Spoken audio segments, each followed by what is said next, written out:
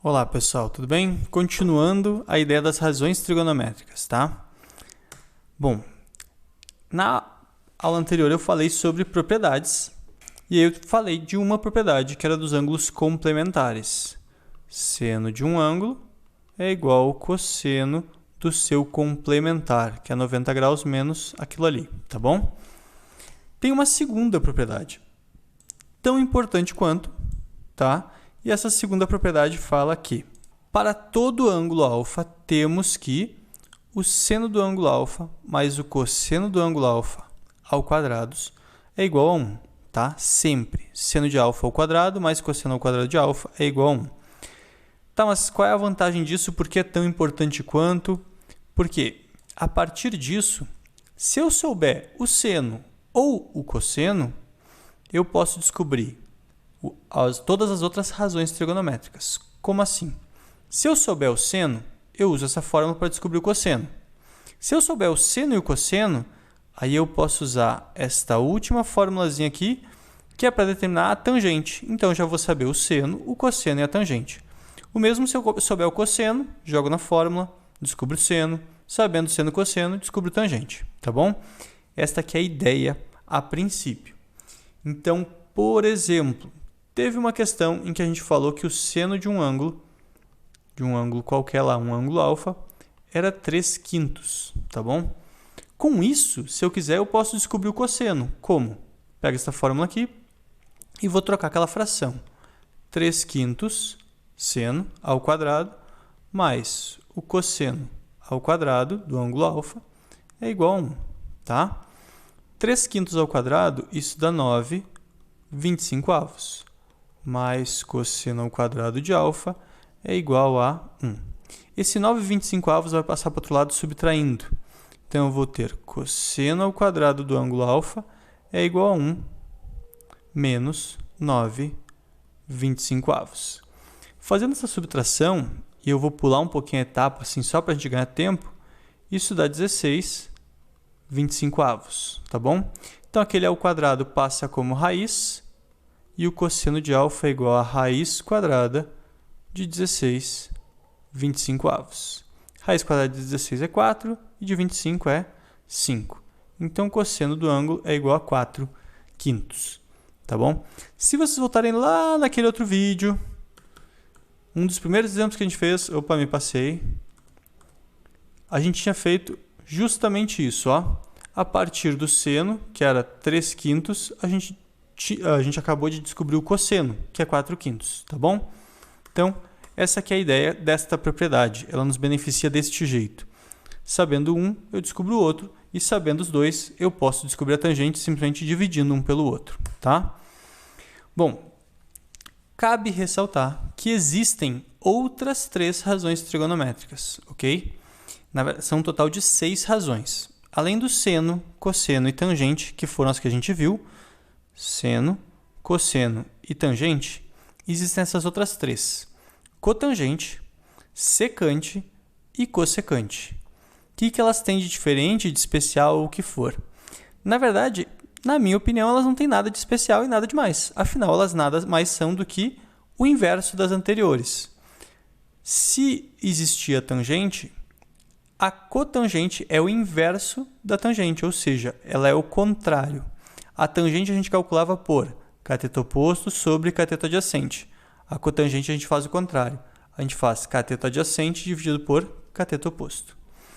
A secante é o contrário do cosseno. Tá? Eu sei que muita gente pensa que a cossecante deveria ser o contrário do cosseno e secante o contrário do seno. Por algum motivo não foi definido assim, então a gente tem que lembrar, tá? Secante é o contrário do cosseno. E o cosseno era cateto adjacente sobre hipotenusa. A secante é hipotenusa sobre adjacente. E, por fim, a cossecante vai ser hipotenusa sobre cateto oposto. Eu falo que elas existem porque, eventualmente, vocês vão acabar estudando um pouquinho mais sobre elas e tudo mais. Mas, particularmente, acho elas um pouco desnecessárias, visto que as outras 3 já nos satisfazem de uma maneira bem satisfatória, tá bom? Satisfaz de forma satisfatória. Já ajudam de uma forma satisfatória, tá? A gente consegue usar elas para determinar muitas coisas. Eu acho legal de mostrar isso aqui e uma falha do professor aqui, mas tudo bem, eu vou mostrar. Para cada ângulo, seja 1 grau, 2 graus, 3, 4, 5, 6 até o 28, ela vai continuar, essa tabela é gigante, eu deixei ela cortada assim mesmo, para mostrar que tem para todos os ângulos. Para cada ângulo existe um seno, um cosseno e uma tangente, tá? Aqui os valores estão aproximados, ok? Só 3 casas depois da vírgula, mas elas poderiam ter uma infinidade de casas depois da vírgula, ok? Então, existe um seno, cosseno, tangente para 1 grau, para 2, para 3 e assim por diante. Aqui do outro lado eu devia ter deixado azulzinho também, tá? Esses ângulos aqui, 46 graus, também tem o seu seno, seu cosseno e sua tangente de referência. Todos eles têm? Todos eles têm. Podia ter um ângulo quebrado, professor, tipo 7 graus e meio? Tem 7 graus e meio e ele também tem seu seno, seu cosseno e sua tangente, tá? Qualquer ângulo tem isso. É como se fosse a identidade dele. Eu estou mostrando aqui, e vocês têm no material que eu deixo disponível, tem o seno, cosseno, tangente de todos os ângulos, tá? De 1 até 90. Mas também existe secante, cossecante, cotangente para cada ângulo, ok? E existe também para os ângulos intermediários. Essa tabela é uma referência para a gente saber que ela é tão grande. Mas, em geral, no enunciado da questão, vai ser dito assim, ó. Se tiver uma questão lá que envolve um triângulo que tem um ângulo de 52 graus, no enunciado vai ser dito: considere o seno como sendo 0,78, o cosseno como sendo 0,62 e a tangente como sendo 1,28. Tá? Ele vai dar uma arredondada e tudo mais, mas a ideia vai ser essa. Mas tem 3 ângulos, que a gente chama dos ângulos notáveis, que nunca vão ser fornecidos, nunca é um exagero, mas que em geral não são fornecidos para vocês e vocês têm que decorar, tá bom?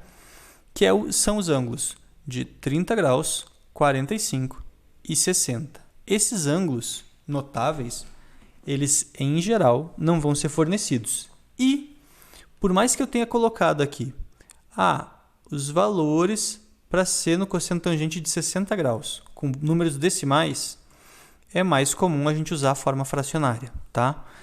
Professor, mas eu prefiro o número decimal, a calculadora me ajuda ou o que for. Mas nas alternativas, muitas vezes, vão aparecer os resultados com essas raízes, coisa que não vai aparecer desse jeito aqui. Então é bom a gente se acostumar e aprender a usar isso aqui, tá bom? Tem professor que canta música para decorar isso aqui, tem professor que faz funk para cantar isso aqui, para decorar isso aqui, e tem gente que faz frase, o que for, tá? Eu deixo a critério de vocês, cada um criar o seu método. Mas vocês têm que memorizar isso aqui, ok? Tem que memorizar. O jeito que eu aprendi quando eu estava na escola era contar 1, 2, 3, tirar a raiz quadrada de cada um deles e depois dividir por 2, tá? A vantagem do primeiro é que a raiz quadrada de 1 é o próprio 1. Então, ficou só 1 sobre 2. O segundo não tem como tirar raiz, então ele fica o raiz de 2. E o último também não tem como tirar raiz, fica ali a raiz de 3, tá bom? Aí depois disso, para o cosseno, eu não precisava nem pensar em nada. Eu só pegava o seno e escrevia de trás para frente. O último virava o primeiro, o do meio continuava no meio e o primeiro ia lá para o final, tá? E por fim, para determinar a tangente, eu dividia um pelo outro. Então, seno dividido pelo cosseno, a gente acha a tangente. Seno dividido pelo cosseno, notem que esses dois são iguais. Então, alguma coisa dividida por ela mesma dá sempre 1. E depois, por fim, seno dividido pelo cosseno, eu encontrava as 3 tangentes.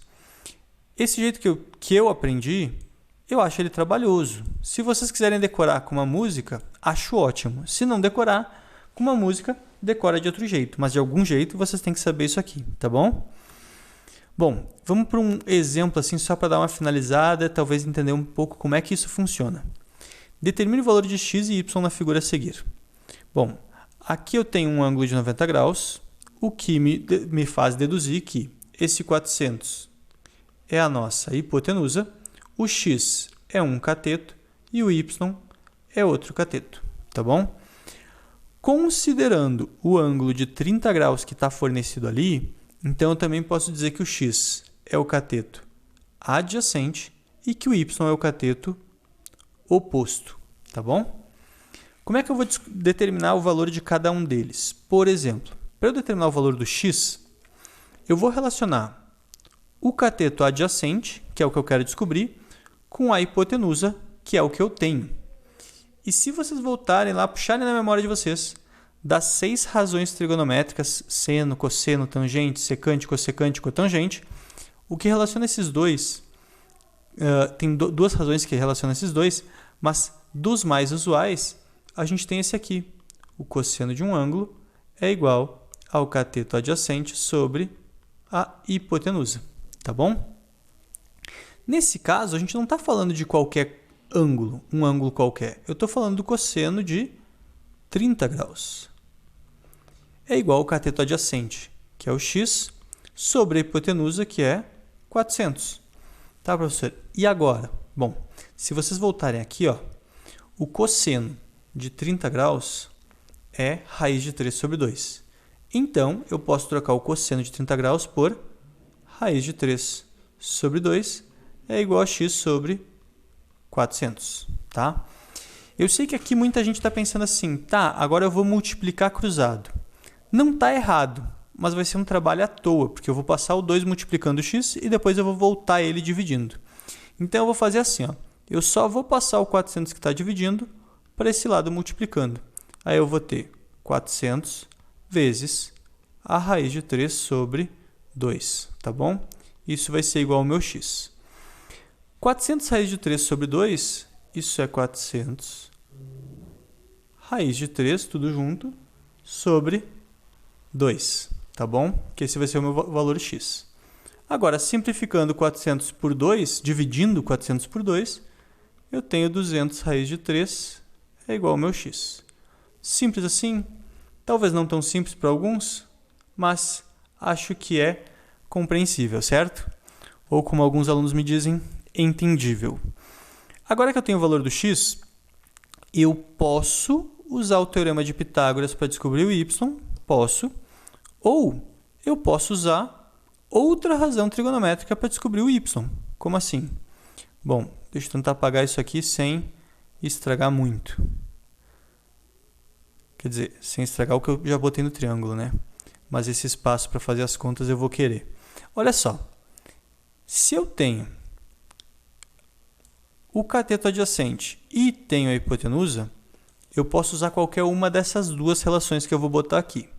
Eu posso usar o seno de 30 graus, afinal, seno... Opa, me antecipei. Afinal, seno é igual ao cateto oposto sobre hipotenusa, ou eu posso usar a tangente de 30 graus, que é cateto oposto sobre cateto adjacente. O fato é que, como eu calculei o cateto adjacente, agora eu posso usar a tangente sem problema. Mas, fica a minha dica, tá? É que vocês não façam isso. Por quê? Porque este valor do cateto adjacente foi justamente o que a gente descobriu. Vai que a gente errou numa conta e a gente vai usar o valor errado aqui. Então, como eu estou calculando o y de forma independente, a minha sugestão é, vamos usar o valor que foi dado na questão, que é a hipotenusa igual a 400. Não é que seja uma obrigatoriedade, e afinal, a gente nem errou o x, mas, por via das dúvidas, fica a minha sugestão, tá? Bom, o seno de 30 graus está aqui, 1/2. Então, eu vou trocar o seno por 1/2. O cateto oposto é o tal do y que eu quero descobrir. E a hipotenusa é 400. Nessa igualdade dessas duas frações, eu pego o 400 que está dividindo e passo multiplicando. 400 vezes 1/2 é igual a y. 400 vezes 1 é 400. E 1 vezes 2, 2. 400 dividido por 2 dá 200. Pronto, acabamos de descobrir o valor do y também. Descobri o valor dos dois lados do meu triângulo. Professor, mas aquela raiz de 3 está me incomodando. Por que 200 raiz de 3? Bom, é mais comum a gente deixar indicado, visto que a raiz de 3 não é exata. Mas se vocês quiserem trocar... não, eu sei que a raiz de 3 é aproximadamente 1,73. Beleza, vocês podem trocar por 1,73 e multiplicar por 200. Mas é mais provável que nas alternativas, se for uma prova objetiva, apareça 200 raiz de 3, tá bom? Bom, com isso a gente encerra aqui a parte de razões trigonométricas e fica a critério de vocês agora fazer os exercícios e depois me mandar mensagens com as dúvidas, ok? Então, bons estudos para todo mundo e até uma próxima aula.